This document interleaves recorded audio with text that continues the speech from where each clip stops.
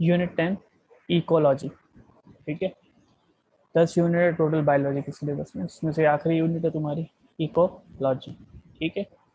तो देखो ये अर्थ पे ये तुम्हारा क्या दिख रहा है, दिस इज योर होम, ठीक है, घर। तो इसमें इकोलॉजी दो वर्ड से मिलके बना है, ठीक है। कौन कौन से, इको प्लस लॉजी, दोनों को स्प्लिट करो। इको वर्ड कहाँ से आया है, इको वर्ड आया ऑइकोस से, ठीक है। और लॉगस टर्म से बना है लॉजी, ठीक है। ऑइकोस मीन्स क्या होता है, ऑइकोस मीन्स होम, घर, ठीक है। और लोगस मीन्स तो होता ही है स्टडी, ठीक है। सो अपना अपन बात करें अगर, सो अपना होम क्या है, जितने भी अपन लोग रहते हैं अर्थ पे एज अ, तो अपना घर क्या है, दैट इज अवर अर्थ, ठीक है। अर्थ पे जो इन्वायरमेंट है दैट इज अवर होम, ऐसा नहीं अपने घर की बात करें, ठीक है। तो होम पे यहाँ, होम पे इस यूनिट में होम का मतलब क्या है, इन्वायरमेंट। होम का मतलब क्या है बच्चों, इन्वायरमेंट, ठीक है। सो बेसिकली लिटरल मीनिंग क्या हो गया इस वर्ड का, इकोलॉजी का, इकोलॉजी का लिटरल मीनिंग क्या हो गया बच्चों, स्टडी ऑफ इन्वायरमेंट। समझ में आ रहा है सबको, स्टडी ऑफ होम या study of environment is called as ecology. Clear है सबको। देखो आगे वाला पॉइंट देखो। अभी इन्वायरमेंट वर्ड कहाँ से आया, इन्वायरमेंट वर्ड जो है वो वर्ड इन्वेरॉन से आया है, ठीक है। इन्वेरॉन मीन्स होता है किसी भी चीज़ को सराउंड करना, तो एनवेलप, चारों तरफ से घेरना, वहाँ से वर्ड आया इन्वायरमेंट। फर्स्ट से फिफ्थ तक ईवीएस पढ़ते भी थे, ठीक है। तो अब ये जो इन्वायरमेंट है, मेरा इन्वायरमेंट में क्या क्या चीज़ें, सपोज कर लो दिस इज यू, ये आप लोग, आपके इन्वायरमेंट में क्या क्या चीज़ें, चारों तरफ जितनी भी चीज़ें आपको छोड़ के वो आपके इन्वायरमेंट। तो इन्वायरमेंट का मतलब क्या है, ऑल थिंग्स अराउंड यू। ये पेड़ आपको दिखाई दे रहा है, आपका इन्वायरमेंट है। पानी आपको दिखाई दे रहा है, इन्वायरमेंट है। ज़मीन आपको दिखाई दे रही है, दिस इज योर इन्वायरमेंट। यहाँ पे एटमॉस्फेयर में एयर है, ये आपका इन्वायरमेंट है। यहाँ पे जितने भी मैन मेड ऑब्जेक्ट्स हैं, ब्रिजेस हैं वगैरह हैं, सब ज्योग्राफी में छोटी क्लास में पढ़ते थे, उसे बोलते थे man made component of the environment. Environment के कई सारे कंपोनेंट होते हैं, ठीक है, natural component, man made component और ऑर्गेनिजम्स, ठीक है। तो ये सारी चीज़ इन्वायरमेंट, मेरी इन्वायरमेंट में मेरे को छोड़ के सब है, आपके इन्वायरमेंट में आपको छोड़ के सब है, ठीक है। तो इन्वायरमेंट मीन्स क्या होता है, ऑल थिंग्स अराउंड अस। अब आपके आसपास जो चीज़ें होती हैं उसमें दो तरह की चीज़ें होती हैं बच्चों। कैसी, अपने वीडियो बंद कर लो, अभी ऑफ कर लो, सुनो और जवाब देना बस जो पूछ रहा हूँ। तो क्या ज़्यादा कंटेंट लिखा हुआ है और बीच बीच में हो, हाँ देखो। तो आपके आसपास आप देखोगे तो दो तरह की चीज़ें दिखाई देती हैं। पहली चीज़ होती है लिविंग और दूसरी तरह की चीज़ें होती हैं नॉन लिविंग। लिविंग को इन्वायरमेंट या इकोलॉजी में किस वर्ड से आप बोलोगे बच्चों, बायोटिक, है ना।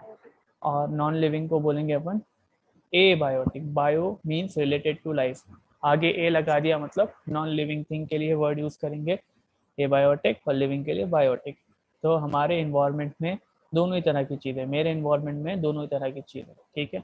जैसे एग्जाम्पल के तौर पे लिविंग चीज़ें क्या हो गई, दूसरे जितने भी प्लांट्स एनिमल्स और ये सब, ये माइक्रो ऑर्गेनिज्म, ये सब लिविंग कंपोनेंट हो गया। नॉन लिविंग में क्या हो गया, लाइट हो गई जैसे, ठीक है, सॉइल हो गई, ठीक है। तो ये सारी चीज़ें, टेम्परेचर हो गया, ये सारी चीज़ें क्या हो जाती हैं, एबायोटिक चीज कंपोनेंट हो जाता है इन्वायरमेंट का, ठीक। यहाँ तक तुमने देखा कि वाइकॉस से इको आया और लॉजी, तो स्टडी ऑफ होम, और होम हमारा इन्वायरमेंट है। हमारा होम क्या है, जो भी पृथ्वी के रहवासी हैं उनके लिए होम इज इन्वायरमेंट, ठीक है। Study of environment literally is ecology, ठीक है। बट इन्वायरमेंट वर्ड को देखा जाए तो टेक्निकली ये दोनों चीज़ें अलग हैं। पहले ऐसा माना जाता है दोनों चीज़ें बस study of environment is ecology. Technically आज के टाइम पर बोथ वर्ड्स हैव डिफरेंसेस, ठीक है। इन्वायरमेंट एक बड़ा सब्जेक्ट है, इकोलॉजी उसका एक पार्ट है, ठीक है। सो आप यहाँ पे देखो, जैसे इन्वायरमेंट में क्या क्या पार्ट आते हैं। जब इन्वायरमेंट की तैयारी की जाती है as a civil service aspirant, तो वो क्या क्या चीज़ें बताते हैं, और यही सही अप्रोच होता है इन्वायरमेंट को पढ़ने का। देखो क्या क्या चीज़ें आती हैं इन्वायरमेंट में। पहली चीज़ आती है इकोलॉजी, ठीक है। दूसरी चीज क्या आती है इन्वायरमेंट में, biodiversity. Biodiversity means variety of living organism present on this earth, it's called biodiversity. तीसरी चीज क्या आती है इन्वायरमेंट में, क्लाइमेट चेंज। जो हमारे आसपास क्लाइमेट मतलब जलवायु, आबो हवा, ठीक है, दैट इज योर क्लाइमेट, उसमें जो चेंजेस हो रहे हैं ये भी इन्वायरमेंट का ही, इन्वायरमेंट सब्जेक्ट में पढ़ा जाता है, ठीक है। फिर कुछ प्रॉब्लम्स हैं हमारे घर में, हमारे इन्वायरमेंट में कुछ प्रॉब्लम है, ठीक है, तो उसको रेक्टिफाई करने के लिए, उसको इम्प्रूव करने के लिए हमारे इंडिया एज अ कंट्री में बहुत सारे एक्ट्स हैं, पॉलिसीज हैं, तो वो आते हैं नेशनल एक्ट्स एंड पॉलिसीज, जैसे एग्जांपल से मैं बताऊंगा, ठीक है। उसके साथ साथ कुछ इंटरनेशनल लेवल पे ऑर्गेनाइजेशन हैं जो कि क्लाइमेट चेंज वगैरह पे क्या करती हैं, मीटिंग्स वगैरह करके कुछ प्रोटोकॉल्स लिए जाते हैं, जिससे इन्वायरमेंट में क्लाइमेटिक चेंजेस जो हो रहे हैं जिसकी वजह से आगे प्रॉब्लम आ सकती है, उसको वो लोग क्या करते हैं, एड्रेस करते हैं। तो इंटरनेशनल ऑर्गेनाइजेशन एंड कन्वेंशंस होते हैं या प्रोटोकॉल्स, वहाँ से कुछ फॉलो होते हैं। तो ये इन्वायरमेंट एज अ सब्जेक्ट बहुत बड़ा है, ठीक है, बहुत इंपॉर्टेंट है और इंटरेस्टिंग है। इस तरह से पढ़ोगे ना सब्जेक्ट को, बहुत आसान है, अदरवाइज बहुत ड्राई। अगर एनसीईआरटी जैसे सीक्वेंस में और दे रखा है, एनसीईआरटी में सब कुछ दे रखा है उसमें, बायो की भी, ठीक है, बट सीक्वेंस बच्चों को समझ में नहीं आती, उसका सिग्निफिकेंस नहीं समझ पाते हैं कि ये इकोलॉजी हम पढ़ क्यों रहे हैं। तो अगर इस तरह से आप देखोगे तो बहुत आसान हो जाएगा। देखो आगे देखो मैं क्या समझाना चाह रहा हूँ। जैसे हमारे को पहले इकोलॉजी पढ़ना है, इकोलॉजी मतलब हमारे इन्वायरमेंट की स्टडी करना है, तो पहले इसकी थ्योरी जानेंगे और उस थ्योरी, उस अप्रोच को जानेंगे, उसमें क्या क्या प्रॉब्लम्स हैं, फिर अपने को पता चलेगी। इकोलॉजी की थ्योरी नहीं पढ़ोगे तो उसमें क्या क्या प्रॉब्लम है वो कैसे पता चले। जैसे पॉल्यूशन पहले तुम पढ़ोगे, और पॉल्यूशन जैसे वाटर पॉल्यूशन हो रहा है, वाटर पॉल्यूशन हो रहा है तो ये एक प्रॉब्लम है तुम्हारे लिए, वाटर पॉल्यूशन इन्वायरमेंट में एक प्रॉब्लम है। तो इससे बायोडाइवर्सिटी पे क्या इफेक्ट हो रहा है, एक्वेटिक बायोडाइवर्सिटी पे क्या इफेक्ट हो रहा है, क्लाइमेट पे क्या इफेक्ट हो रहा है, ठीक है, ये सारी चीज़ें अपनों को समझ में आएंगी। फिर उसको रेक्टिफाई करने के लिए, उसको सुधारने के लिए हमारे देश में उसका क्या सॉल्यूशन है, तो water prevention and control of pollution act 1974, ये अपने कंट्री में ये एक्ट है कि वाटर प्रिवेंशन, वाटर में पॉल्यूशन वगैरह नहीं करना चाहिए, और उसके कुछ रूल्स हैं, ठीक है। फिर एयर पॉल्यूशन जैसे एक प्रॉब्लम है तो उसके लिए एयर एक्ट है। जैसे इकोलॉजी में एक टॉपिक पढ़ते हो डिफॉरेस्टेशन, इकोलॉजी पूरे एक सब्जेक्ट में एक टॉपिक आता है बायोडाइवर्सिटी में, दैट इज डिफॉरेस्टेशन, पेड़ों को काटा जा रहा है, तो उससे बायोडाइवर्सिटी पे भी, जो वहाँ पे जो स्पीशीज रहने वाले जो स्पीशीज हैं, उसको, पेड़ों को, वहाँ के जो जानवर हैं जो उन पेड़ों पे डिपेंड करते हैं, वो सब वहाँ से क्या हो रहे हैं, एक्सटिंक्ट हो रहे हैं, तो बायोडाइवर्सिटी पर उसका इम्पैक्ट हो रहा है।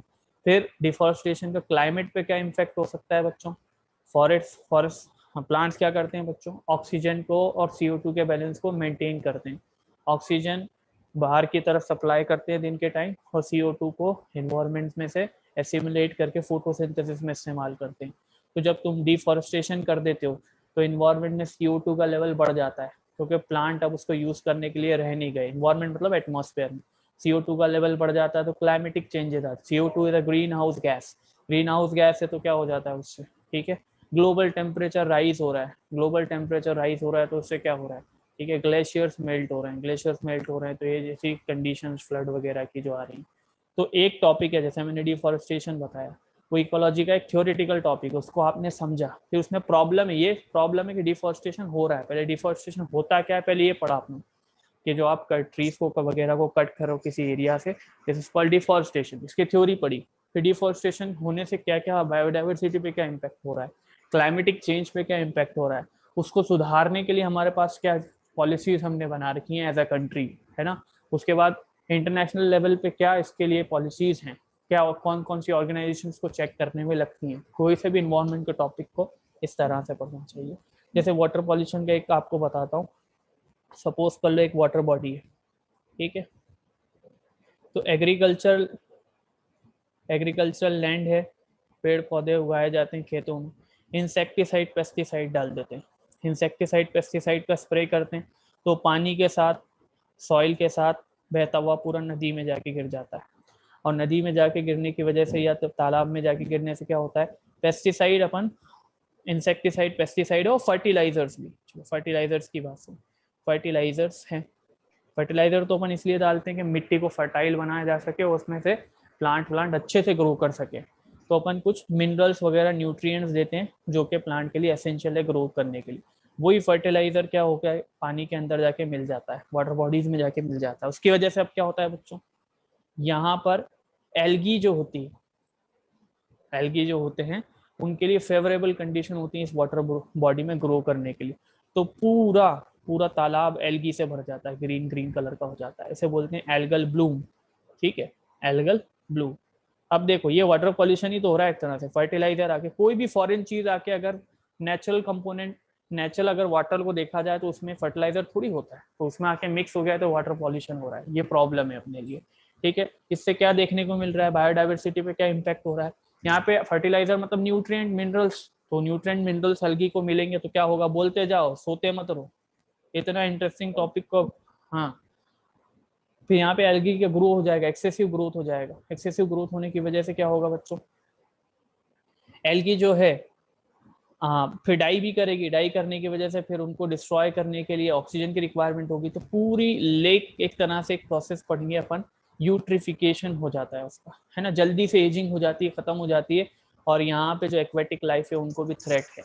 ठीक है, तो देखो वाटर पॉल्यूशन एक थ्योरी पड़ी, फिर उससे प्रॉब्लम क्या हो रहा है, उससे डाइवर्सिटी, एक्वेटिक बायोडाइवर्सिटी पे क्या चीजें चेंजेस आ रहे हैं, इसकी वजह से क्लाइमेट पे क्या फर्क आ रहा है भी, वाटर बॉडी में से इवोपोरेशन भी कम हो जाएगा। इवोपोरेशन कम हो जाएगा तो, इवोपोरेशन कम हो जाएगा तो यहाँ पे जो लोकल इन्वायरमेंट में रेनफॉल कम हो जाएगी, पानी उड़ेगा कम, तो अगले सीजन में पानी बरसात कम होगी, प्रेसिपिटेशन कम होगा।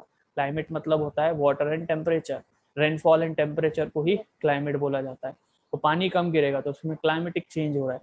इसका फिर उसके लिए तुमने क्या मतलब एज अ कंट्री क्या पॉलिसीज बना रखी, तो उसके लिए तुम्हारे पास है water prevention and control of pollution act 1974।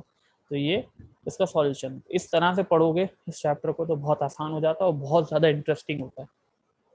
और ये टॉपिक में बहुत सारे सब्जेक्ट मिले हुए होते हैं। गवर्नमेंट को पढ़ने के लिए ज्योग्राफी की ज़रूरत होती है थोड़ी बहुत, और बायोलॉजी की ज़रूरत है क्योंकि इसमें ऑर्गेनिज्म की भी बात होती है। ठीक है, तो ये 2-3 सब्जेक्ट, फिजिक्स, केमिस्ट्री, क्लाइमेटोलॉजी, बहुत सारी ब्रांचेस का एमेलगमेशन होता है। ठीक है, तो बहुत इंटरेस्टिंग होता है। चलो देखते हैं। फिर देखो इन्वायरमेंट में ये चीज़ें हैं, तो क्लाइमेटिक चेंज हो रहे हैं, उसके लिए कुछ अवेयरनेस और स्ट्रगल्स भी चलाते हैं कुछ लोग, जिसे बोलते हैं इन्वायरमेंटल एक्टिविस्ट हैं ये लोग, है ना, जैसे अपनी कंट्री में भी हैं बहुत सारे। ठीक है, ऐसे ही ये पूरे आप देखे जाओ ग्लोबल लेवल पे तो एक एक्टिविस्ट है, उसका नाम है ग्रेटा थनबर्ग। ठीक है, ये क्लाइमेटिक चेंज के लिए अवेयरनेस पूरे वर्ल्ड में क्रिएट कर रही है। ठीक है, बहुत सारी चीज़ें हैं। ठीक, और पर्सन ऑफ द ईयर भी बनी थी टाइम्स मैगजीन में 2019 में। फिर एक और है, तो ये क्लाइमेट चेंज का एक इशू, जैसे एक एग्जांपल बताऊं, ओजोन का डिप्लीशन होता आ रहा था, तो उसको एज अ प्रॉब्लम आइडेंटिफाई किया गया कि ओजोन का डिप्लीशन हो रहा है। क्यों हो रहा है ओजोन का डिप्लीशन, क्या कारण था, वो हो जाएगा कि जो क्लोरोफ्लोरोकार्बन्स वगैरह जो होते हैं, वो सारी गैसेस होती हैं, वो ऑक्सीजन को डिप्लीट कर देती हैं। ठीक है, CFC का जो रिलीज होता है उससे ओजोन डिप्लीट हो जाती है, तो अल्ट्रावायलेट रेज अंदर आ जाती है। तो ये प्रॉब्लम आइडेंटिफाई किया गया। उसके लिए इंटरनेशनल लेवल पे एक ऑर्गेनाइजेशन ने एक प्रोटोकॉल की शुरुआत की, इसको बोलते हैं मॉन्ट्रियल प्रोटोकॉल, जिसमें ये बोला गया है कि सारी कंट्रीज को जो हार्मफुल गैसेस हैं उनके इमिशन को चेक करना होगा। तो उसका एक पॉजिटिव असर भी देखने को मिला कि अब ओजोन के डिप्लीशन अब कम हो गया है ना, जहाँ से ओजोन गायब हुई तो वो वापस से रीअपियर होना चालू हो गई। तो दिस इज एनवायरनमेंट, इस तरह से एनवायरनमेंट को पढ़ा जाता है, समझा जाता है। ठीक, इतना पॉइंट सबको क्लियर है बच्चों? Yes sir. Yes sir. ठीक है, तो ये टर्म देख लो, एनवायरन मीन्स होता है टू एनवेलप, आपके एनवायरनमेंट में आपको छोड़ के सारी चीज़ें, मेरे एनवायरनमेंट में मेरे को छोड़ के सारी चीज़ें। ठीक है, environ means envelop. Environment is a bigger subject than ecology. ठीक है, एनवायरनमेंट का एक पार्ट है इकोलॉजी। अब आ जाओ, हाँ, नीट के हिसाब से कैसे पढ़ना है, ये तो मेरे ने आपको सिग्निफिकेंस बताया इस एज अ सब्जेक्ट एनवायरनमेंट का क्या सिग्निफिकेंस।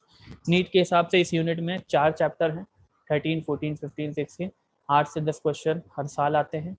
और 2-1 question out of the syllabus भी आ जाते हैं इसी यूनिट से, तो उसके लिए भी अपन प्रिपेयर कर लेंगे, पूरी परेशानी की बात नहीं। चैप्टर 15 हो गया तुम लोगों का? नहीं हुआ ना? हो गया? बायोडाइवर्सिटी हो गया था सर। ठीक है, चलो तो अपनों को 12, 13, 14 और 16 कवर करना रहेगा, तो देखेंगे अपन। सबसे पहले ये टर्म किसने दिया था? Ecology term was given by Ernst Haeckel. कौन से साइंटिस्ट ने दिया था? Ernst Haeckel gave the term ecology.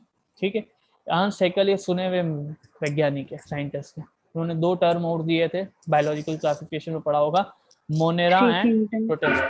हाँ, थ्री किंगडम भी दिया था, वेरी गुड। और एक और चीज क्या दी थी? मोनेरा एंड प्रोटेस्टा टर्म भी इन्होंने दिए, मोनेरा एंड प्रोटेस्टा टर्म भी इन्होंने दिया। ठीक है, देन इस टर्म को दिया इन्होंने था अर्नस्ट हेकल। इसका इस्तेमाल लिटरेचर में पहली बार किसने किया था? कि हाँ, इन वैज्ञानिक ने, साइंटिस्ट ने इकोलॉजी बोला है तो इकोलॉजी टर्म सही है, मैं अपने लिटरेचर में भी इसको इस्तेमाल करता हूँ। तो फर्स्ट यूज बाय किसने इसका यूज किया था? इन्वायरमेंट और इकोलॉजी वर्ड का रिटर नाम था साइंटिस्ट। ठीक है, अब इंडिया में जिन्होंने इकोलॉजी में बहुत सराहनीय कार्य करे हैं, रेवोल्यूशनरी वर्क करे हैं, दैट इज वो हैं Ramdev, professor Ramdev Mishra. Professor Ramdev Mishra, he is known as father of ecology in India। father of ecology in India किसको बोलते हो? रामदेव मिश्रा। ठीक है, हाँ, अब इकोलॉजी की डेफिनेशन पढ़ते हैं हम, है ना? इन्वायरमेंट नहीं, इकोलॉजी की। इकोलॉजी का शाब्दिक या लिटरल मीनिंग तो तुमने देख लिया है, स्टडी ऑफ होम और इन्वायरमेंट। हमारे इन्वायरमेंट की स्टडी इकोलॉजी कहलाती है। इकोलॉजी का स्पेसिफिक डेफिनेशन क्या है? तो देखो, ये यहाँ पर मैंने आपको बनाया है, किसी को भी बनाया, एक ऑर्गेनिज्म है होमो सेपियंस। ठीक है, अब ये देखो, ये प्लांट है और यहाँ पे सूरज है तीसरे। ठीक है, तो इसका इंटरेक्शन प्लांट के साथ कैसे होता है बच्चों? प्लांट के साथ अपना इंटरेक्शन कैसा है? अच्छा, ये बायोटिक है, बायोटिक है? बोलो। बायोटिक। लिविंग। हाँ, ये भी प्लांट भी क्या है, कैसा कंपोनेंट है एनवायरनमेंट का? बायोटिक कंपोनेंट है। ये सूरज कैसा है? सूरज इज एबायोटिक। एबायोटिक लिविंग थोड़ी है। ठीक है, अब देखो, बायोटिक और बायोटिक में क्या, प्लांट और अपने में क्या इंटरेक्शन हो रहा है?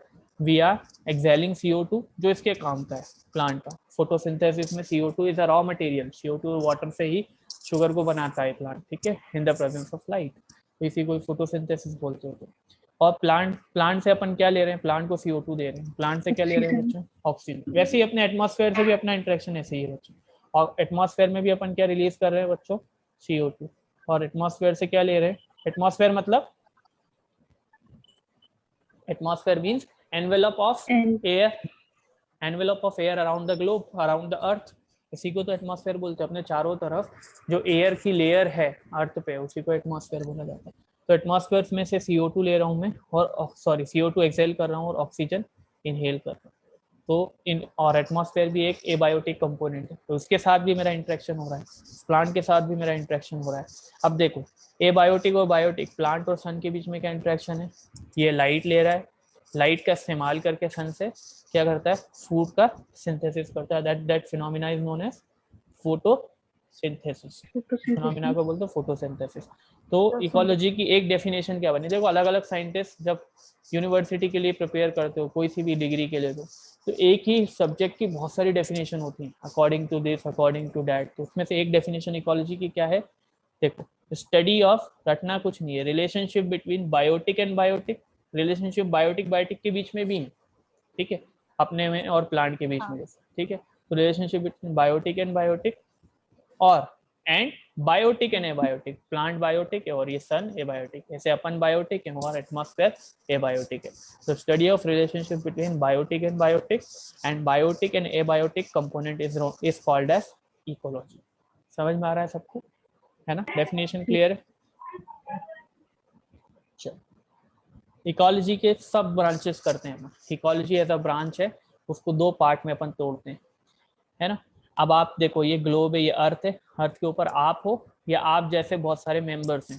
तो individual of same, group of individuals of same species को क्या बोलते हैं अपन बच्चों? पॉपुलेशन। ठीक है, तो पॉपुलेशन मतलब होमो सेपियंस का इस अर्थ के साथ, अर्थ बोल रहा हूँ मतलब पूरे एनवायरनमेंट के साथ क्या इंटरेक्शन है, मतलब अपन उससे क्या लेते हैं एनवायरनमेंट से, अपने एनवायरनमेंट से, और अपने एनवायरनमेंट को क्या देते हैं। ये जो इंटरेक्शन है इसे को क्या बोला जाता है? ऑटो मतलब सेल्फ, हमारा इन्वायरमेंट के साथ क्या इंटरेक्शन है, हमारी पॉपुलेशन का इन्वायरमेंट के साथ क्या इंटरेक्शन है, उसे बोला जाता है ऑटो इकोलॉजी। ठीक है, ओ और ई दोनों वोवेल हैं, तो एक बाद वाला वोवेल हट जाएगा, तो पहले वाला वोवेल हट जाएगा, सॉरी, और इस ब्रांच का नाम हो जाएगा ऑट इकोलॉजी। क्या हो जाएगा? Autecology. तो हाँ, तो ऑट इकोलॉजी की डेफिनेशन क्या हो जाएगी? Study of interaction between organism और पॉपुलेशन, ऑर्गेनिज्म और population, organism or population and its environment is called as horticology. अब बात करते हैं सिन इकोलॉजी। सिन इकोलॉजी की डेफिनेशन क्या है? सिन मतलब इन एडिशन, बहुत सारे पॉपुलेशन है, बहुत सारे ऑर्गेनिज्म है, अलग अलग स्पीसीज का ऑर्गेनिज्म। जैसे मैंने एक अपनों को बना दिया होमोसेपियन, और एक प्लांट बना दिया, ऐसे पूरी कम्युनिटी है, ऊपर एक चिड़िया बना दी, तो उसका इन्वायरमेंट के साथ क्या रिलेशनशिप, वो इन्वायरमेंट से क्या ले रहा है अपने, और अपने इन्वायरमेंट को क्या दे रहा है, उसका इंटरेक्शन कैसे। तो इसको क्या बोला जाता है? सिन मतलब इन एडिशन, कुल मिला के इसका अपने इन्वायरमेंट, इस कम्युनिटी का कुल मिला के अपने इन्वायरमेंट के साथ का इंटरेक्शन है, तो इसे क्या बोला जाएगा? Synecology. Study of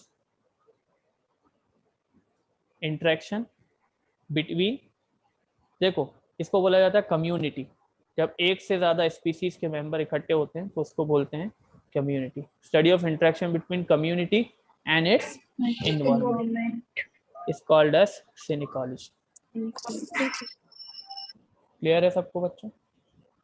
Yes. हाँ, अब एक पॉइंट लिखा है क्या? No organism can survive in isolation from its environment. कोई भी ऑर्गेनिज्म अपने इन्वायरमेंट से अलग होके नहीं रह सकता। एग्जाम्पल, जैसे एक मैंने ग्लास का बॉक्स बनाया और उसमें जितनी भी एयर थी उसको इवैक्यूएट कर दिया, ठीक है, उसको इवैक्यूएट कर दिया वैक्यूम पंप की मदद से। तो यहाँ पे क्या बचेगा बच्चों? सारी एयर भी चली गई इसके अंदर, तो क्या कौन सी कंडीशन आ जाती है? वैक्यूम बन गया यहाँ। वैक्यूम मतलब क्या होता है? जहाँ पर एक भी मैटर नहीं बचा। पहले मैटर था क्या यहाँ पर? हाँ, एयर थी, air is also a matter, ठीक है। तो एयर को यहाँ से निकाल दिया तो यहाँ पे कुछ नहीं बचा, कुछ इन्वायरमेंट नहीं है, ठीक है ना। अब यहाँ पे तुम किसी लिविंग ऑर्गेनिज्म को बंद कर दो, अपने आप को ही बंद कर लो वैक्यूम के अंदर, क्या तुम सरवाइव कर सकते हो? बताओ। क्यों? क्योंकि हाँ, अब तुम्हारे आसपास जो ऑक्सीजन है वो भी नहीं है, न बहुत दूसरी गैसेस भी नहीं है, ऑक्सीजन छोड़ो कुछ भी नहीं है, पानी भी नहीं है इसके अंदर तुम्हारे पास, जितने भी रिसोर्सेज होते हैं वो कुछ भी नहीं। देन क्या होगा? थोड़े टाइम बाद क्या हो जाएगा? दिस पर्सन विल डाई, ठीक है। तो इस वजह से बोलते हैं किसी भी ऑर्गेनिज्म को उसके इन्वायरमेंट से आइसोलेट कर दो, सो वो अडॉप्ट नहीं कर पाएगा और वो ही और शी विल डाई, और वो ऑर्गेनिज्म मर जाएगा। ये वाला पॉइंट आपको समझ में आना चाहिए, ठीक है। आगे बढ़ते हैं। अगला टॉपिक क्या है बच्चों? बायोलॉजिकल ऑर्गेनाइजेशन या बायोलॉजिकल हायरार्की। सबको बोलना है, चुप नहीं रहना है जब पूछ, है ना, एक दो जनों की आवाज में सबके आना चाहिए। बायोलॉजिकल ऑर्गेनाइजेशन या बायोलॉजिकल हायरार्की। हायरार्की वर्ड का मतलब क्या होता है बच्चों? तुमने वहां पे भी पढ़ा होगा, बायोलॉजिकल क्लासिफिकेशन में भी टेक्सोनॉमिकल हायरार्की पढ़ा होगा, टेक्सोनॉमिकल हायरार्की, है ना। तो हायरार्की वर्ड का मतलब होता है, हमारे प्रोफेसर थे, ठीक है, बॉटनी के, बहुत अच्छे थे, ये टर्म मेरे को भी कभी समझ में नहीं आता था, उन्होंने बहुत अच्छे से समझाया था। इसका मतलब होता है सिंपली, उन्होंने बोला था इट इज लैडर।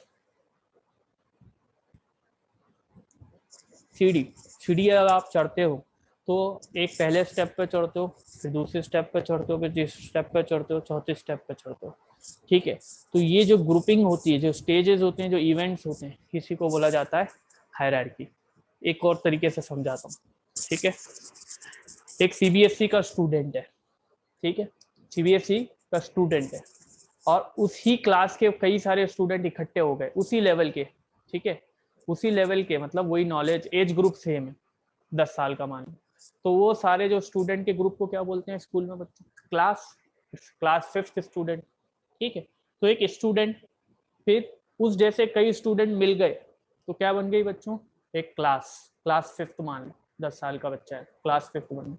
फिर कई सारी क्लासेस हैं, कई सारी क्लासेस हैं, और वो कई सारी क्लासेस मिलके क्या बन गया बच्चों, वो स्कूल बन गया सीबीएसई। ठीक है, वो कई सारे स्कूल होते हैं एक जिले के अंदर, कई सारे स्कूल, मान लो सीबीएसई मीडियम को फॉलो कर रहे हैं तो उसका एक नोडल ऑफिस होता है। ठीक है, वो अपना नोडल ऑफिस है जैसे रतलाम में। उसके बाद सारे नोडल ऑफिस एक रीजन में, एक डिवीजन में आते हैं, जो सीबीएसई के हिसाब से जोन्स बने हुए, वो अजमेर में आ जाता है अपना। ठीक है, तो ये क्या, ये हायरार्की का एक एग्जांपल दिया मैंने। एक स्टूडेंट, कई सारे स्टूडेंट्स उस जैसे उसके एज ग्रुप के वो मिल गए तो उसकी क्लास बन गई, है ना। कई सारी क्लास मिल गए तो एक स्कूल बन गया। स्कूल कई सारे एक जिले में है तो वो पर्टिकुलर सीबीएसई इसमें है तो सीबीएसई नोडल ऑफिस के अंडर में आएंगे डिस्ट्रिक्ट के। ठीक है, वो सब मिल गया तो पूरे डिवीजन के अंदर की एक्टिविटी वहाँ पे एग्जाम की कॉपीज चेक वगैरह होके रिजल्ट वगैरह आउट होना वो वहाँ से होगा। This is hierarchy. तो हमारे जो लिविंग ऑर्गेनिज्म में भी एक तरह की क्या होती है, हायरार्की होती है।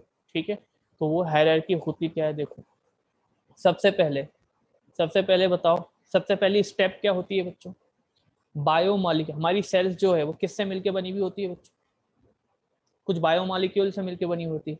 सेल की जो आउटर कवरिंग होती है वो बोलते हो तुम लिपिड से मिलके बनी हुई। हाँ फैजान, वालेकुम। हाँ हाँ, कितनी आई?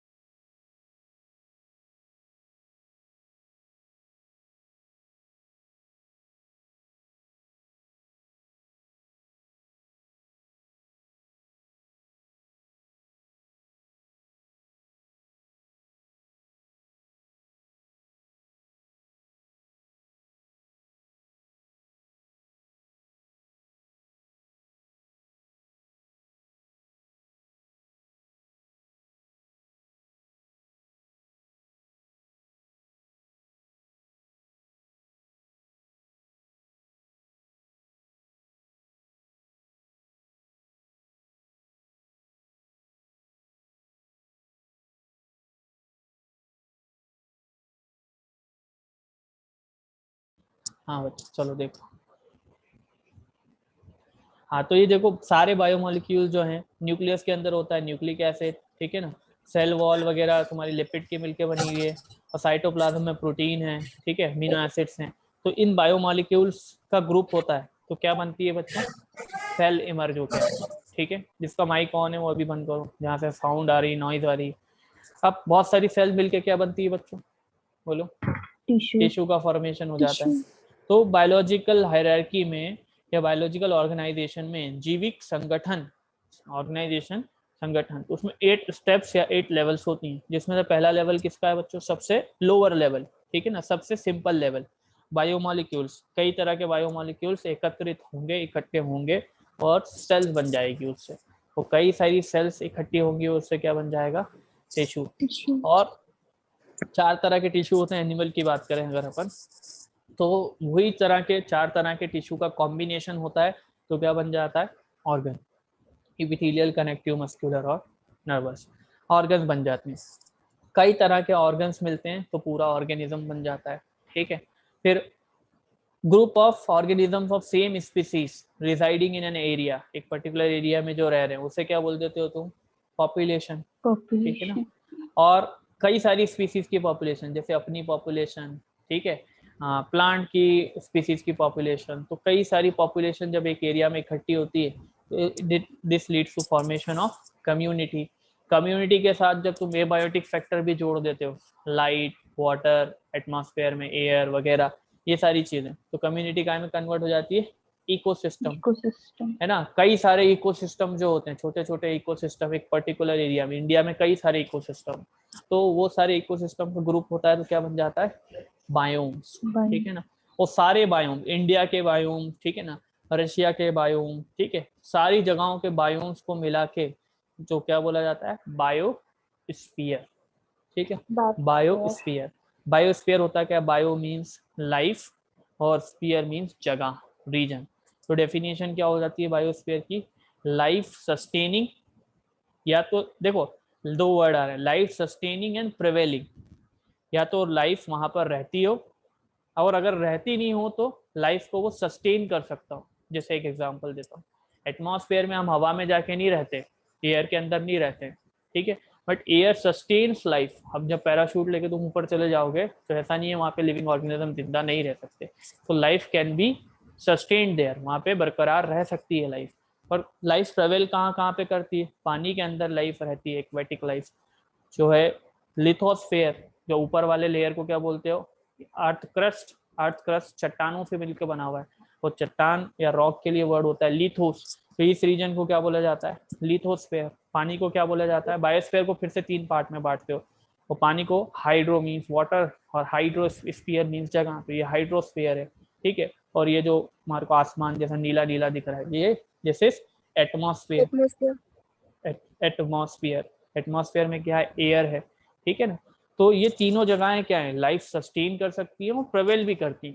हाइड्रोस्फेयर में तो लाइफ रहती भी है और लिथोस्फेयर पे भी लाइफ रहती है, ठीक है ना।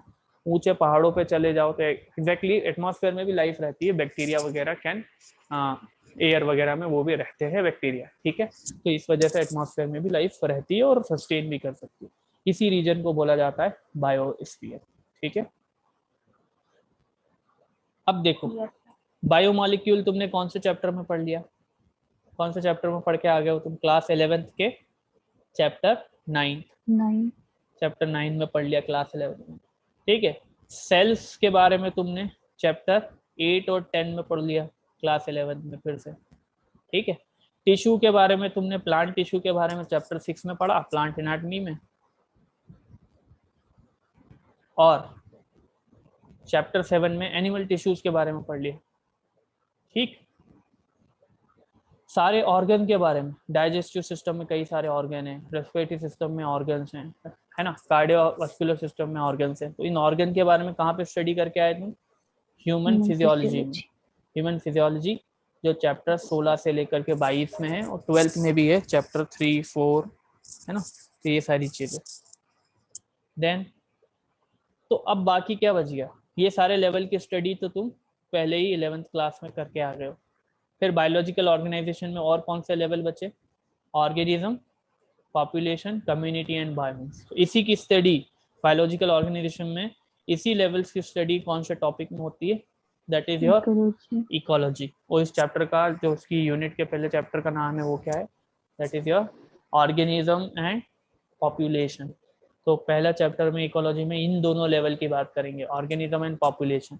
बायोम भी इसी में आ जाता है। और कम्युनिटी और इकोसिस्टम की बात कौन से उसमें होती है बच्चे, chapter number 14, that is your ecosystem. इसकी थ्योरी पढ़ ली फिर आपने, फिर इनके रिगार्डिंग इकोसिस्टम में क्या क्या प्रॉब्लम होती हैं, ठीक है, बायोडाइवर्सिटी लॉस कैसे हो रहा है पॉल्यूशन वगैरह की वजह से, इन्वायरमेंटल दूसरे इश्यूज क्या हैं, वो सारे चैप्टर अप्लाइड पार्ट पढ़ते हो फिर 15 और 16। सबको समझ में आ गया ये, ठीक है। Yes, sir. तो कितने बायोलॉजिकल ऑर्गेनाइजेशन हैं, या बायोलॉजिकल हायरार्की में बात करो तो 8 लेवल्स एनसीईआरटी में दे रखे, बायोमोलिक्यूल्स या मैक्रोमोलिक्यूल, उससे सेल बनती है, फिर टिश्यू, फिर ऑर्गन। अच्छा एक क्वेश्चन आता है, बच्चे बहुत कंफ्यूज हो जाते हैं, जैसे टेक्सोनॉमिकल हायरार्की भी पढ़ी होगी तुमने, टेक्सोनॉमी की भी एक सीढ़ी पढ़ी थी, एक लेडर पढ़ी थी, जिसमें सबसे छोटा नीचे वाले लेवल पे कौन रहता है बच्चों, स्पीसीज। और बहुत सारी स्पीसीज इकट्ठी होती है तो क्या बन जाता है, जीनस। स्पीसीज से जीनस, और फिर बहुत सारी जीनस मिलके क्या बन जाता है, फैमिली। फैमिली फैमिली हाँ फिर ऑर्डर, क्लास, फैमिली ऑर्डर के बाद क्या बन जाता है? क्लास, फिर क्लास, फाइलम या डिवीजन। एनिमल में फाइलम बोलते हो, किंगडम प्लांट में डिवीजन बोलते हो, ठीक है ना। और फिर उन सबको मिला के क्या बन जाता है? किंगडम। तो ये किसकी हायरार्की है? This is taxonomical hierarchy. Taxonomical hierarchy का सबसे बेसिक यूनिट क्या है बच्चों? Basic unit of taxonomy is species. जो सबसे नीचे वाला लैडर है, लैडर का जो सबसे नीचे वाला रंग है, सबसे नीचे वाला स्टेप है, इसी को बोलते हैं यूनिट ऑफ दैट हायरार्की। तो इस हायरार्की की यूनिट क्या है बच्चों? Species, taxonomy. टेक्सोस मीन्स होता है क्या? टेक्सोस मीन्स होता है अरेंजमेंट, जमाना किसी चीज। और नोमोस मीन्स क्या होता है? नोमोस मीन्स होता है लॉ। तो लॉ की जो स्टडी होती है उसे नोमोलॉजी बोला जाता है, ठीक है। तो arrangement by law, by following some law, by following some rules, जो रूल साइंटिस्ट ने बताए थे किस तरह से हम करेंगे, ठीक है। कैरोलस लीनियस का अपना था, तो अलग अलग साइंटिस्ट थे, उनका अलग अलग तरीका था, अलग अलग रूल को फॉलो करके उन्होंने ऑर्गेनिज्म को क्लासीफाई करा था, ठीक है। तो अब आप मेरे को ये बताओ, इकोलॉजिकल हायरार्की में 4 स्टेप्स है। ऑर्गेनिज्म यहाँ से नीचे नीचे इकोलॉजी डील नहीं करती, इकोलॉजी डील करती खाली इतने बायोलॉजिकल लेवल से। तो सबसे छोटा, या मैं बोलूँ the basic unit studied in ecology is, वो क्या हो जाएगा बच्चों? रटने की जरूरत नहीं है, बच्चे भूल जाते हैं, बार बार स्पीसीज स्पीसीज करते हैं। Species is not the unit of study in ecology, ठीक है। Organism is the unit. Organism और स्पीसीज में अंतर होता है, अभी बताऊंगा आप, ठीक है। तो यहाँ पे बेसिक यूनिट क्या है स्टडी की बच्चों इकोलॉजी में? तो ये वाली चीज है, that is your organism organism, ठीक है।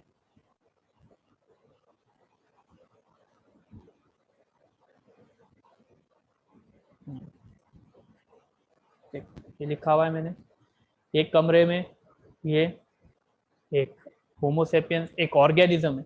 ऑर्गेनिज्म की डेफिनेशन क्या होती है? एनी लिविंग यूनिट, कोई भी जीवित इकाई, उसी को क्या बोला जाता है? ऑर्गेनिज्म। या किसी भी स्पीसीज का एक इंडिविजुअल, जैसे होमोसेपियंस सेपियंस एक स्पीसीज है, उसके एक इंडिविजुअल की बात करें, जैसे मेरी बात करें, तो दैट इज योर ऑर्गेनिज्म, ठीक है। प्लांट का एक पेड़ है, वो एक ऑर्गेनिज्म। प्लांट का बोला, मैंगो का एक प्लांट है, दैट इज योर एक ऑर्गेनिज्म, सिंगल ऑर्गेनिज्म। एक जैसे नीम का एक पेड़ है, दैट इज वन ऑर्गेनिज्म, ठीक है। तो किसी भी स्पीसीज का एक ऑर्गेनिज्म या एनी लिविंग यूनिट को क्या बोलते हो तुम? ऑर्गेनिज्म। अब देखो, कई सारे ऑर्गेनिज्म का ग्रुप हो जाए, ग्रुप ऑफ ऑर्गेनिज्म, तो क्या बन जाता है बच्चों? ये क्या बन जाती है? पॉपुलेशन।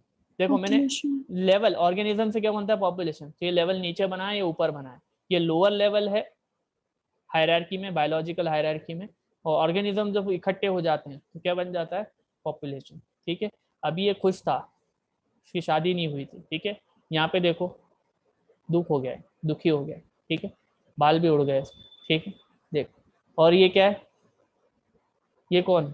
ये भी होमोसेपियंस, देखो है तो होमोसेपियंस की स्पीसीज है ना, होमोसेपियंस स्पीसीज के मेंबर हैं सारे के साथ। ये रो क्यों रहा है? ये शिनचैन है। कौन है? शिनचैन। और शिनचैन के क्या हो गया ये? मिक्सिंग किया हाँ, ठीक है। तो देखो, पॉपुलेशन की डेफिनेशन क्या होती है? Group of individuals of same species in an area. एक पर्टिकुलर एरिया में जो एक ही स्पीसीज के इंडिविजुअल का ग्रुप है। ये कौन सी स्पीसीज है? होमोसेपियंस। उसी को क्या बोलते हो तुम? पॉपुलेशन। अब अगले डिब्बे में देखो, और ऊपर चल रहा है अपन। पॉपुलेशन देखो, ये होमोसेपियंस की पॉपुलेशन बना दी मैंने। पॉपुलेशन मतलब ग्रुप। अब 2 से ज्यादा भी बना सकता है, जगह नहीं है तो 2 ही बना दिए। तो 2 तरह के, एक तरह के प्लांट हैं, उसके 2 मेंबर बना दिए, ठीक है। और ऊपर ये क्या बना दी मैंने? चिड़िया बना दी। तो ये क्या बन गई बच्चों? अलग अलग स्पीसीज की पॉपुलेशन। होमोसेपियंस की पॉपुलेशन है, ये एक पर्टिकुलर प्लांट है उसकी पॉपुलेशन है, ये चिड़ियाओं की पॉपुलेशन है। तो ग्रुप ऑफ पॉपुलेशन को क्या बोलते हो बच्चों? Residing in an area is called as community, ठीक है। कम्युनिटी को एक साइंटिस्ट थे, कार्ल मोबिस, उन्होंने एक टर्म दिया था बायोकिनोसिस। बायोकिनोसिस नाम दिया था कम्युनिटी के लिए, group of population in an area.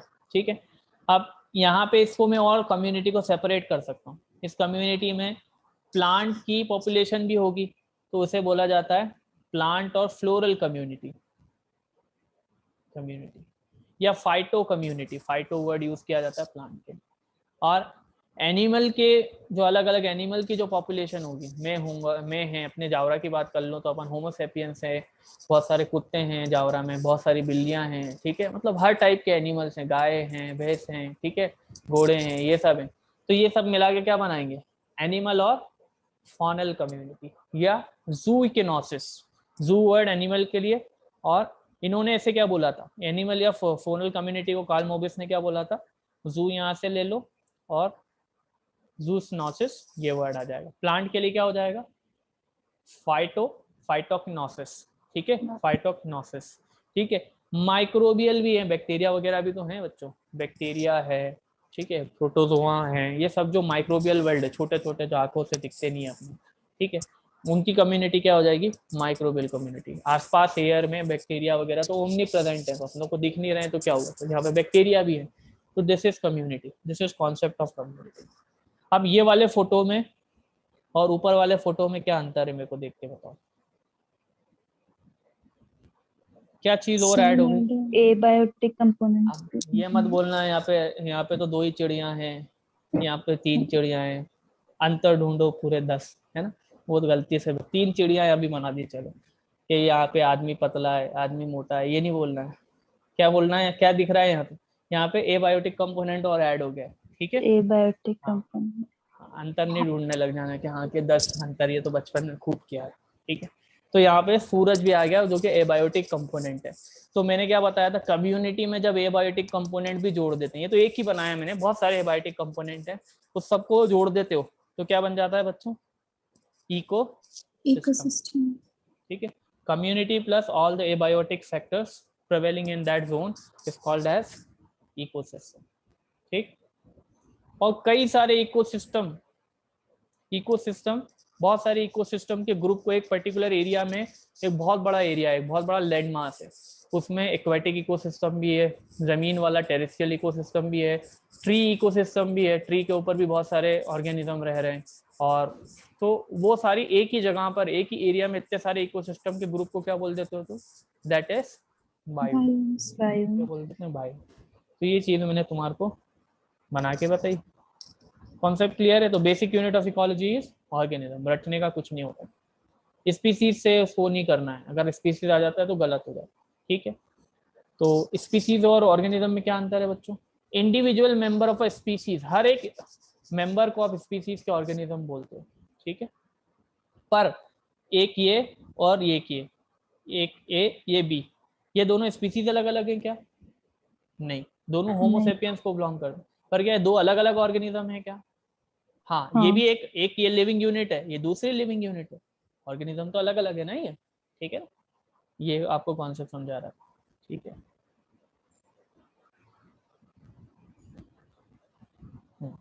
अब जेनेटिक्स में पढ़ते हैं, एक इंडिविजुअल का जो एक्सटर्नल अपीयरेंस होता है, ठीक है, उसके हेयर का कलर, उसके आई का कलर, कॉम्प्लेक्शन, ठीक है, वगैरह वगैरह एक्सेट्रा एक्सेट्रा, इसको क्या बोला जाता है, external appearance of an organism, ये कैसा दिख रहा है, उसे क्या बोलते हो, क्या बोलते हो, फिनोटाइप। क्या बोलते हैं उसको, phenotype. External appearance of an organism is called as phenotype. तो एक ऑर्गेनिज्म का एक्सटर्नल अपीयरेंस क्या है, उसे बोलते हैं फिनोटाइप। एक कम्युनिटी है, एक कम्युनिटी है, उसका एक्सटर्नल अपीयरेंस कैसा है, जैसे तुम जंगल में गए, ये जंगल मैंने बनाया, तो जंगल में ऊंचे ऊंचे पेड़ भी होते हैं, ठीक है, लार्ज हाइट वाले होते हैं, बड़े होते हैं, ठीक है ना, कॉनिफर्स वगैरह अगर, ठीक है, और फिर आप देखते हो छोटे ट्रीज भी होते हैं, फिर जाओ तो देखते हो तो हर्ब्स भी होते हैं, फिर और जाओ तो स्मॉल स्मॉल ग्रासेस भी होते हैं। तो तुम इस कम्युनिटी, फॉरेस्ट कम्युनिटी की बात करूं जिसमें मैंने खाली प्लांट कम्युनिटी को दिखाया है, तो इसका एक्सटर्नल अपीयरेंस क्या है बच्चों, there are layers in this community. इसके टॉप मोस्ट पॉइंट से एक लाइन खींचो, तो यहाँ से लेकर यहाँ तक खाली इस जैसे प्लांट जो लंबे है वही दिखाई दे रहे हैं, ठीक है। फिर सेकंड लेयर में नई टाइप के प्लांट भी आ गए, थर्ड लेयर में हर्ब्स वगैरह ही दिखाई दे रहा है। इसे बोला जाता है स्ट्रेटिफिकेशन। क्या बोलते हो उसे? स्ट्रेटिफिकेशन। इसका अपीयरेंस कैसा है? लेयर बाय लेयर स्पीसीज आपको जमे हुए दिखाई, लेयर बाय लेयर अलग अलग तरह के प्लांट्स दिख रहे हैं तुम्हारे को। तो external appearance of the community, इसको क्या बोला जाता है? फिजियोग्नोमी। क्या बोलते हैं? फिजियोग्नोमी। जैसे एक्सटर्नल अपीयरेंस ऑफ ऑर्गेनिज्म को फिनोटाइप बोला था, कोई कम्युनिटी कैसी दिखाई पड़ती है बाहर से देखने पर, उसको क्या बोला जाता है? फिजियोग्नोमी। समझ में आ रहा है सबको? Yes sir. चलो, बहुत इंपॉर्टेंट कॉन्सेप्ट समझो। दो जगह है, ठीक है, दो एरिया में, एक येलो कलर से सर्कल बनाया, एक रेड कलर से सर्कल बनाया। इसका नाम है रीजन 1, जो येलो से सर्कल है। जो रेड से सर्कल बनाया है वो है रीजन 2, ठीक है। रीजन 1 में एक कम्युनिटी मिल रही है, उस कम्युनिटी का नाम क्या है? Community x. और रीजन 2 में लाल वाले सर्कल में जो कम्युनिटी मिल रही है, कम्युनिटी मतलब ग्रुप ऑफ पॉपुलेशन, ठीक है, उसका कम्युनिटी का नाम क्या है? कम्युनिटी वाई, ठीक है, कम्युनिटी वाई। अब यहाँ पे देखो, जो रीजन 1 में 4 तरह की स्पीसीज पाई जा रही है, स्पीसीज ए, बी, सी, डी, ठीक है। ये सारी स्पीसीज, मान लो ये एनिमल स्पीसीज की बात कर रहा हूँ, तो इस प्लांट के ऊपर फीड करती है ना, उस प्लांट का नाम है अल्फा। तो अल्फा, देखो इसके बारे में स्पेशलिटी ये है कि इस प्लांट को ग्रो करने के लिए जो कंडीशन है वो अल्फा में ही मिलेगी। मतलब अल्फा प्लांट को ग्रो करने के लिए जो कंडीशन है ये रीजन 1 में ही मिलेंगी, रीजन 2 में ये प्लांट नहीं पाया जाएगा। तो बताओ, यहाँ पे अल्फा प्लांट पाया जा रहा है, तो यहाँ पे भी अल्फा प्लांट पाया जाएगा क्या? तो ये वाली जो जगह है, ये जो ओवरलैपिंग जगह है, ये भी येलो के अंदर आ रही है कि नहीं आ रही है बच्चों? यस येलो वाले सर्कल के अंदर आ रही है कि नहीं आ रही है? मतलब ये जो अल्फा वाला प्लांट है इस जगह पे ये भी ग्रो कर सकता है। क्या अल्फा वाला प्लांट यहाँ पे भी ग्रो कर सकता है क्या? आंसर है नहीं, क्योंकि यहाँ पे उसके लायक कंडीशन नहीं है रेड वाले सर्कल में। अब दूसरे इधर आओ, दूसरे वाले रीजन में वाई कम्युनिटी जहाँ रह रही है वहाँ पे 4 तरह की स्पीसीज हैं, ई, एफ, जी, एच, 4 तरह की स्पीसीज पाई जा रही है। और यहाँ पे ये सब मान लो एनिमल की स्पीसीज है, वो इस प्लांट पे फीड करके अपना जीवन बिताते हैं, ठीक है। उस प्लांट का नाम है बीटा, प्लांट का नाम है बीटा। अब ये प्लांट की खासियत क्या है कि ये इसी रीजन में जो कंडीशन सूटेबल है इस प्लांट को ग्रो करने के लिए, दूसरी जगह पे ये ग्रो नहीं कर सकता। तो यहाँ पे तो बीटा पाया जा रहा है, क्या इस जगह पे भी बीटा पाया जाएगा क्या? ये जो ओवरलैपिंग जगह है, क्यों? क्योंकि अभी भी ये रेड के अंदर तो है ना, रेड वाले जोन के अंदर है, तो बीटा की स्पीसीज भी पाई जाएगी, बीटा प्लांट भी पाया जाएगा, अल्फा प्लांट भी पाया जाएगा। अब एक बात आप मेरे को बताओ, ठीक है, इस जोन को बोला जाता है, ये जो साझेदारी वाला हिस्सा है, ठीक है, वो वाला सीरियल की बात नहीं कर रहा हूँ, कौन सा आता था वो, मैं तो, हम तो देखो जाते जाते टीवी चल रही सुन लिया, इस वजह से कैची फ्रेज रहती तो सब याद हो जाता है। तो क्या नाम था उस सीरियल का, छोड़ो चलो। तो ये जो हिस्सा है जो जिसमें दोनों तरह की स्पीसीज रह सकती हैं, ट्रांजिशनल जोन, साझेदारी वाला हिस्सा, ये ओवरलैपिंग एरिया है, इसको क्या बोला जाता है? इकोटोन। क्या बोलते हैं? Ecotone. Overlapping area between two communities या टू एरियाज, उसी को क्या बोलते हो तुम? इकोटोन। ट्रांजिशनल जोन, बदलाव हो रहे हैं इसके बाद, यहाँ के बाद तुम देखोगे इस एरिया के बाद अल्फा वाली प्लांट की स्पीसीज यहाँ पे देखने को नहीं मिलेगी, इसके बाद खाली बीटा पाई जाएगी। इस तरफ से देखो तो यहाँ तक चलो बीटा मिल रही है, पर इसके आगे इधर जाओगे तो तुम्हारे को बीटा देखने को नहीं मिलेगी। तो यहाँ पे चेंजेस हो रहे हैं, बदलाव हो रहे हैं, ठीक है। तो इसे बोलते हैं transitional zone between two communities और एरिया, या overlapping zone between two community and area is called as ecotone. अब जरा आप लोग मेरे को बताओ, ए, बी, सी, डी ये अल्फा प्लांट को खाते थे, तो क्या वो इस रीजन में आके रह सकते हैं क्या? इस रीजन में आएंगे क्या? आ सकते हैं क्या? हाँ, इसमें A B C D, A B C D एक स्पीसीज है, उसके मेंबर यहाँ भी मिल रहे होंगे, यहाँ भी मिल रहे होंगे। ए बी सी डी एक स्पीसीज है, स्पीसीज में बहुत सारे ऑर्गेनिज्म होते हैं, ठीक है। तो ए बी सी डी यहाँ पे भी मिल सकते हैं, या ये वाले स्पीसीज चल के भी यहाँ पे आ सकती है। एनिमल है तो मोबाइल है बच्चों, ठीक है। तो ए बी सी डी यहाँ पे भी रह सकती है। अब बताओ मेरे को, क्या ई, एफ, जी, एच स्पीसीज भी यहाँ पे भी रह सकती है क्या इस जगह पर? हाँ, क्योंकि ई, एफ, जी इस पे फीड करते हैं और ये प्लांट यहाँ पर भी है, तो ठीक है। और छोटे से एरिया में बहुत सारे प्लांट है यहाँ, ठीक है। तो ज्यादातर स्पीसीज यहाँ का कामकाज निपटाने के बाद इधर आ जाएंगी, या यहाँ पे भी रह सकती हैं। तो इस एरिया में 4 स्पीसीज थी, इस एरिया में 4 स्पीसीज है, पर इकोटोन के अंदर ओवरलैपिंग एरियाज के अंदर कितनी स्पीसीज पाई जा सकती हैं बच्चों? 8 स्पीसीज। 8। हाँ, तो कौन ज्यादा बायोडाइवर्स हुआ, किसमें? वैरायटी है लाइफ में। कौन सी जगह में वैरायटी है लाइफ में? तो ये ओवरलैपिंग जोन में ज्यादा बायोडाइवर्सिटी है, ज्यादा बायोडाइवर्सिटी है। और इस प्रिंसिपल को या इस रूल को बोला जाता है एज इफेक्ट। ठीक है, इसको क्या बोला जाता है? Edge effect. कि वो बोलता है कि इकोटोन या ओवरलैपिंग जोन जो होता है कम्युनिटीज का, वो ज्यादा बायोडाइवर्स होता है। इस फिनोमिना को बोला जाता है एज इफेक्ट। समझ में आया सब? बोलो बच्चे। Yes sir. हाँ, तो इस तरह से इकोलॉजी को पढ़ना होता है। ऐसा नहीं कि चैप्टर 13 शुरू करा, चिड़िया क्यों गाना गाती है, फिर ऑर्गेनिज्म क्या होता है, ये टर्म किसने दिया, समझना पड़ता है। एनवायरनमेंट बहुत वास्ट सब्जेक्ट होता है ना। आसान कह देते हैं कि ये तो बहुत आसान है, खाली मतलब थोड़ी चीज़ें लिखी हुई हैं, ऐसे पढ़ लो, रटने वाली चीज़, ऐसा नहीं है। ठीक है, जिस चैप्टर के बारे में जो टीचर ऐसा बोलता है, मतलब वो उसको पढ़ाना नहीं चाहता है इतनी डीप लेवल। ठीक है, समझ समझ के चीज़ों को देखना पड़ता है एनवायरनमेंट में। वेरी इंटरेस्टिंग पार्ट होता है। तो इतना क्लियर हो गया आप लोगों को? बोलो, है ना? Yes sir. Yes sir. Yes sir.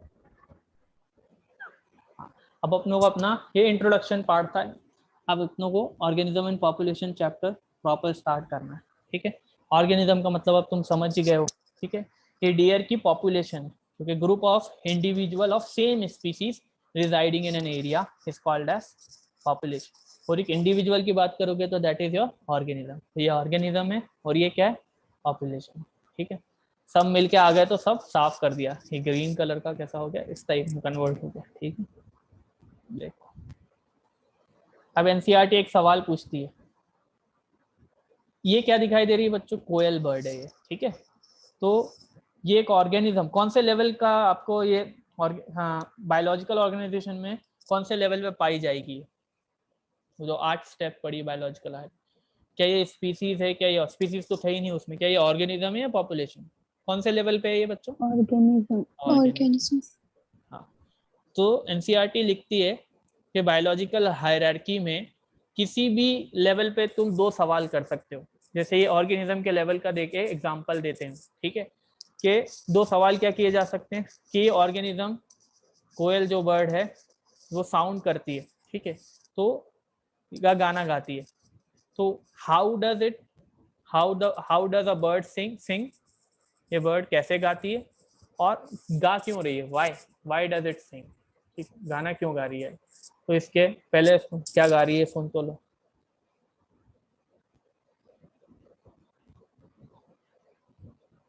आवाज आए तो बताना।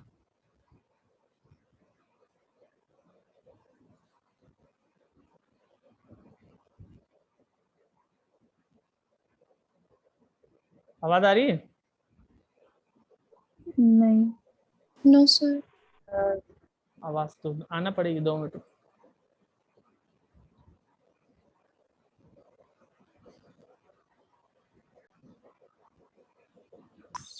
अब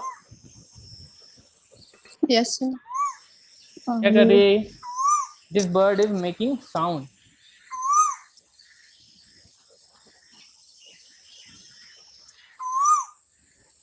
तो कौवा भी चिल्लाएगा भी। कम्युनिकेशन हो गया।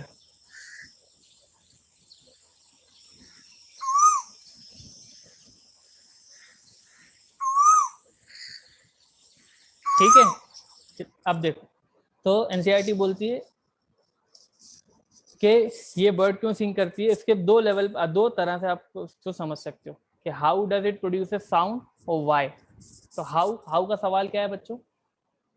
कैसे साउंड को प्रोड्यूस कर रही है? देखो यहाँ पे इसके वॉइस बॉक्स होता है, vibration produces sound, vibration produces sound, ये तुम्हें पता है। एक स्केल रखा हुआ है टेबल पे, उससे साउंड प्रोड्यूस नहीं होगा, और एक स्केल को आपने टेबल पे मार दिया तो वो वाइब्रेशन में हो जाएगा, वाइब्रेशन में सेटअप हो जाएगा और उससे साउंड प्रोड्यूस होने लग जाएगी। तो बर्ड कैसे साउंड प्रोड्यूस कर रही है बच्चों? तो आंसर क्या हो जाएगा इसका? बोलो।